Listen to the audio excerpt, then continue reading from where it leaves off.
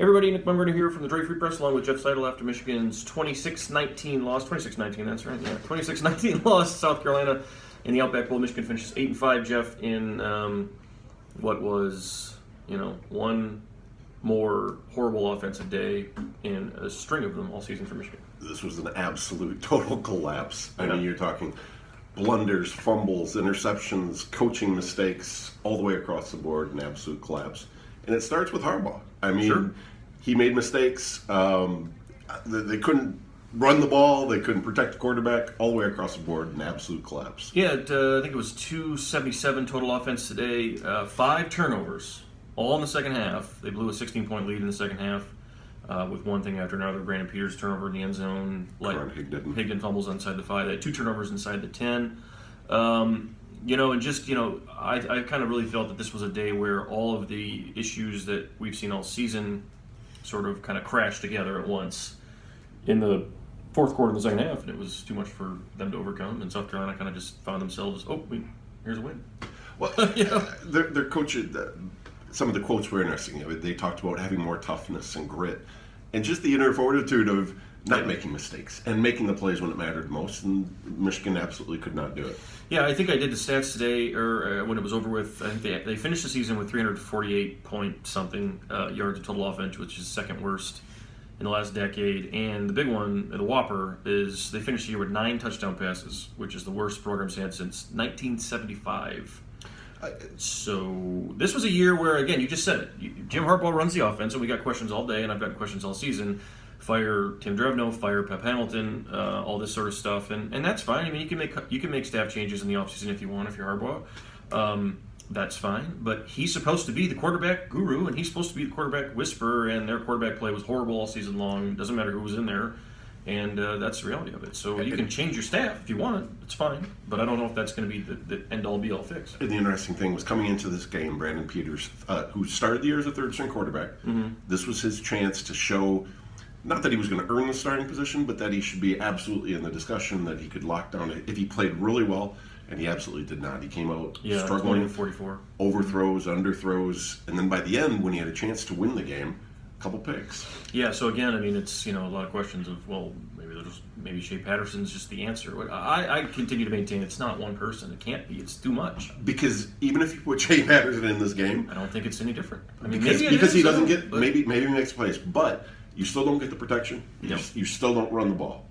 So right, yeah, and you're still fumbling, and I don't know. I mean, it was just one bad thing after another. This whole season, offensively, was a mess. The way they started the year out with running a bunch of different stuff that didn't make much sense. Folks point to the injuries at quarterback. Wilton Spade obviously goes down after the whatever game that was, but if you look back, Wilton wasn't exactly lighting it up when he got hurt. And then, of course, here Brandon Peters has a month.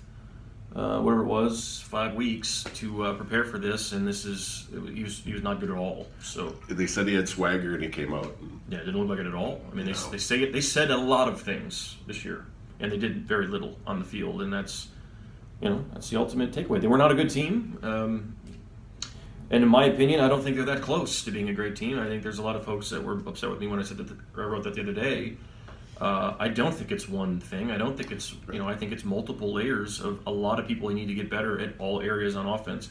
I was just going to say, spot. I disagree with you on, I think the defense was good enough this year to be a much better team. Sure, but the offense was horrible. Yes, no question. And, the offensive line, which again was missing 2 starters today. Michigan wouldn't say why.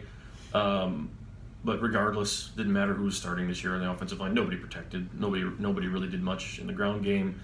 Receivers didn't get open, drop passes, quarterbacks weren't good. It's across the board, and I don't think it's any one magic button. Maybe it's a number of them. And for the folks who ask what has to happen for it to be fixed, I don't know if I know the answer, but it's got to be Jim Harbaugh's decisions to make it, to figure it out. I in my initial preview for the season, I talked about the offensive line, and I think going forward that has to you win or lose beginning with the defensive line, offensive line. Defensive line was pretty dang good. Pretty good, yeah.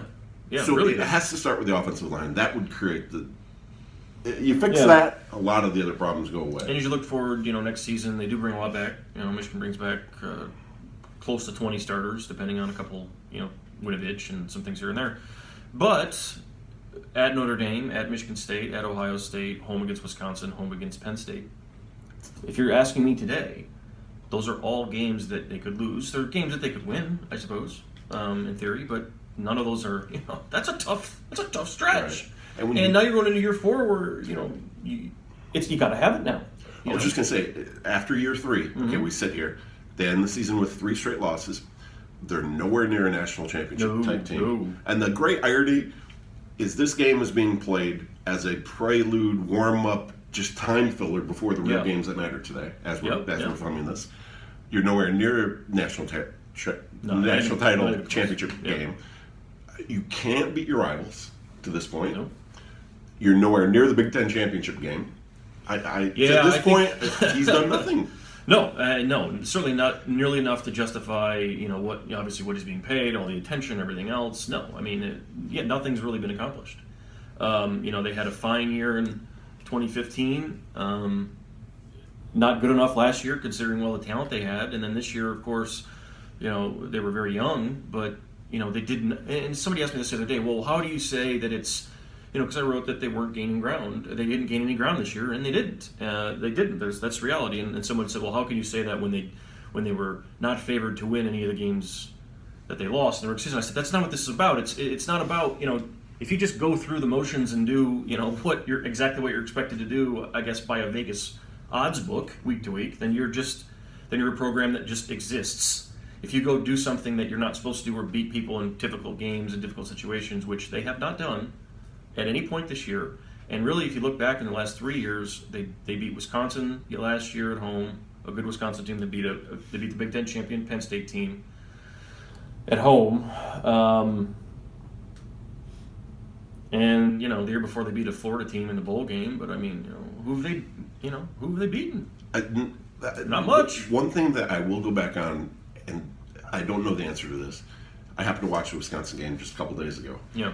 And I thought to myself as I'm watching, if they had a quarterback who could have completed some of those passes, maybe things turn out differently. If they would have completed some of these passes, I mean, there was a time he was rolling out right and threw the ball at the feet. And I'm just saying, what's a quicksand really?